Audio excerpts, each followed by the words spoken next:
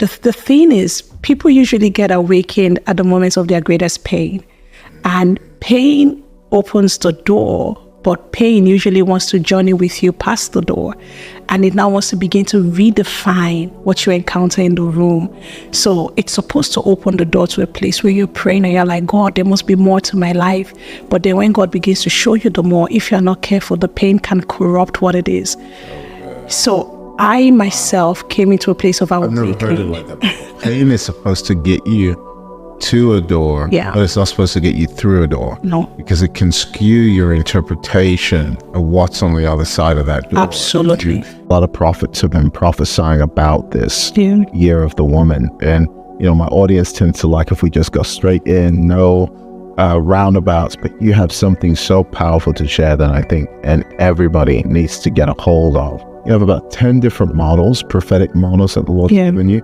5 of them are the models that seem to be, if I know better terms, what the enemy's raising in women. Yes. And 5 of them are the 5 prophetic types of what God is raising in a woman. And when you said it to me, I mean, my spirit just leapt. Like, this is the word. This is God's word speaking right now.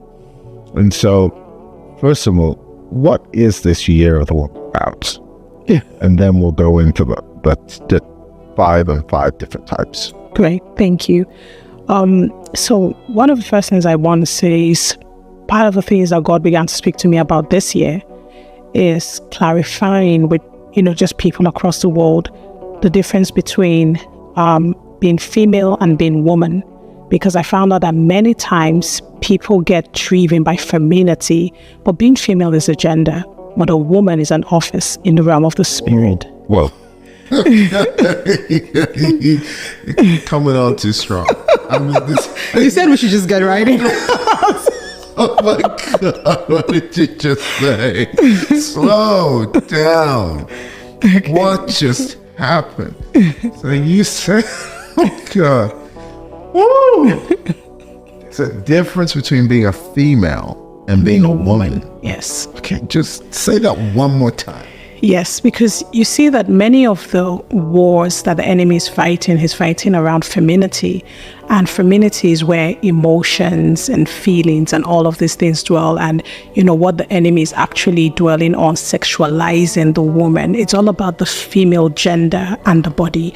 But you can get the body of a woman, but you cannot have the office of a woman. Because the office is given and designated by God. Wow. So, you know, I don't mean to go down this rabbit hole. I'm trying to avoid the rabbit hole. But there's so many issues going on in America of men really identifying as what you're saying is female. Yeah. But not necessarily a woman. Yeah. Because a woman is an office that God designates. Exactly. It's not the same as female. Yeah. So what the enemy does is that he reduces the woman to just have femininity. And so it becomes everything you feel, everything you want, it's all about a feminine expression. And so I found out that many people are educated greatly in femininity, and sometimes even churches, in our attempt to help marriages get better, you know, we educate people on being female, on their gender. They're like, put this on for your husband, make sure you look like this, make sure you sound like this. But you can be very feminine and actually very illiterate about the office of a woman. And so you have no impact in the life of your husband. Which mountain are you on? Like, where do you go to pray? I need to know, because Apostle, please. Hermon, Mount Everest, how are you to go to these realms? Okay, God, so many questions. We got to move into this. Yeah. I'm going to put you on the spot here. Okay.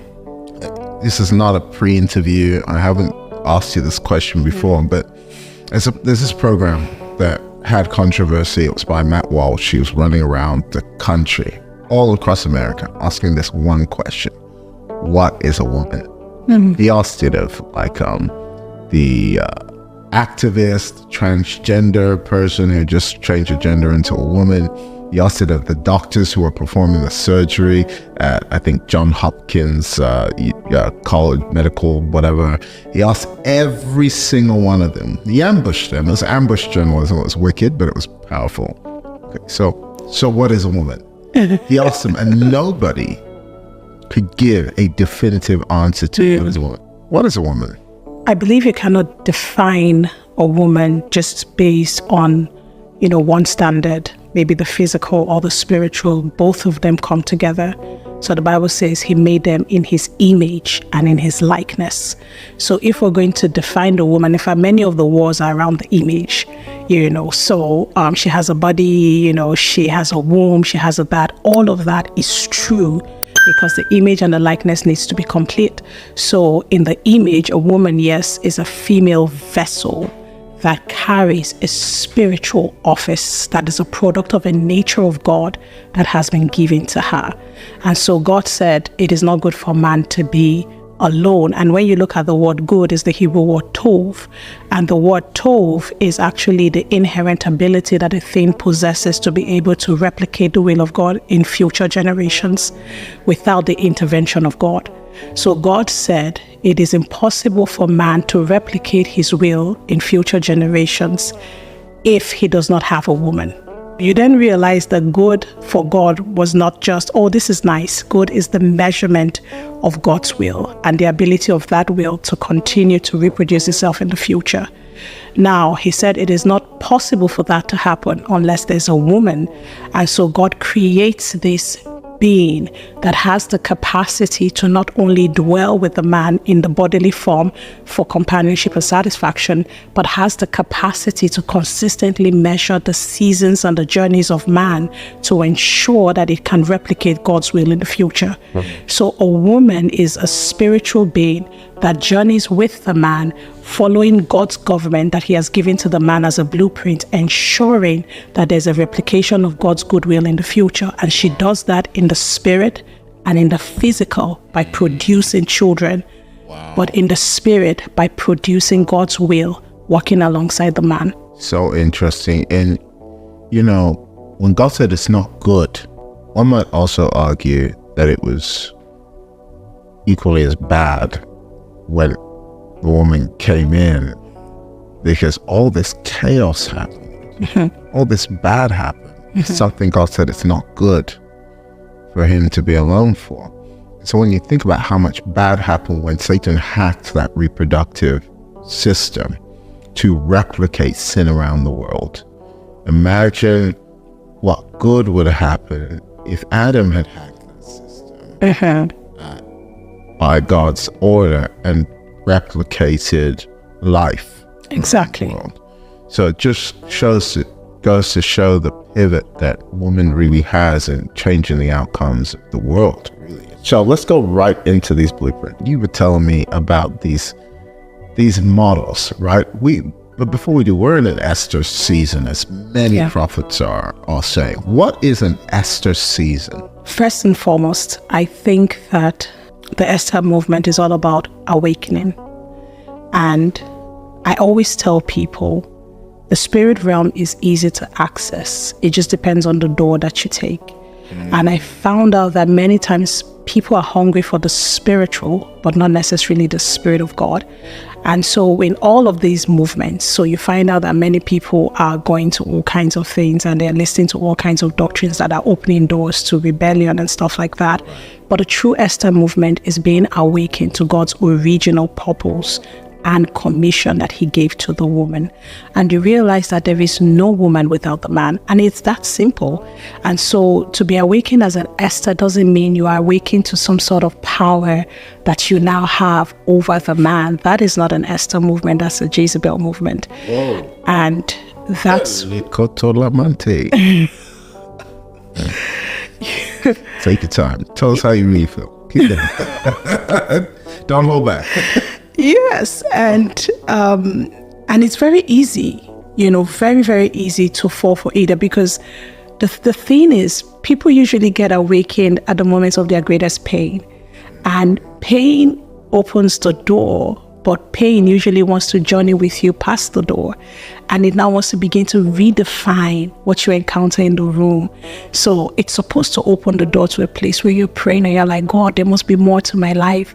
But then when God begins to show you the more, if you're not careful, the pain can corrupt what it is.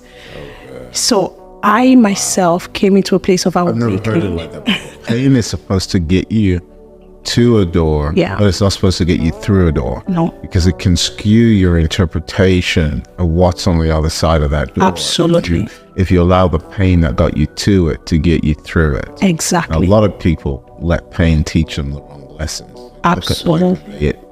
They especially women, they interpret life through the lens of their pain instead of allowing pain, maybe like Naomi, to get her out of Moab. Exactly. Not necessarily into Bethlehem. Yeah. And not to redefine every person she meets when she gets to Bethlehem by the lens of what she experienced in Moab. And so because many women have gone through pain and even in marriages and stuff like that, and so when the awakening comes and there's this surge of strength from God, if you are not careful, you begin to think that that strength is God's way of avenging whatever your spouse has done to you in the past. I get it. And that's not the truth. The strength is supposed to be a strength of revelation that enables you to now wage the necessary warfare, knowing that your husband is not your enemy. Satan is the enemy.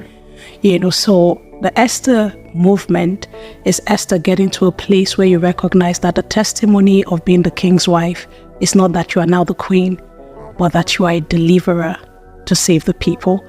So it's an awakening that happens, not because, you're celebrated, but because you are able to keep aside the glory of your newfound fame and actually enter into the place of spiritual enlightenment where you say, God, what is your will in the midst of all of this? Really, the Esther's really positioning to let that Genesis reproductive absolutely perpetuate the grace of the image of God. Absolutely. Replicate that in the earth. Absolutely. It's not that you get lost in fame being the Esther. Like Mordecai said, don't forget who you are, girl. You didn't come here to be pretty and be a trophy wife and a slave queen or a boss babe.